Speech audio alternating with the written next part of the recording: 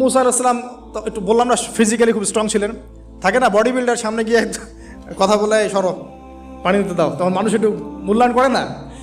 তো মুসা আলাইহিস সালাম এভাবে পানি নিয়ে দিলেন এবং বাছুরদেরকে পানি পান করালেন, করিয়ে গাছের নিচে এসে বসে আছেন।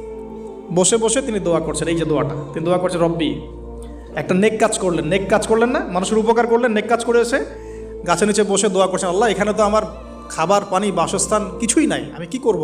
রব্বি ইন্নি লিমা আনজালতা ইলাইয়া মিন খায়রিন ফকির, রব্বি ইন্নি লিমা আনজালতা ইলাইয়া মিন খায়রিন ফকির। আবার বলেন, রব্বি ইন্নি লিমা আনজালতা ইলাইয়া মিন খায়রিন ফকির। অর্থ হচ্ছে, হে আল্লাহ, তুমি তোমার পক্ষ থেকে আমার উপরে যে নেয়ামতগুলো দিবে, আমি এর জন্য ফকির হয়ে বসে আছি। অর্থ বুঝে পড়বেন ভাই, নামাজ রোজা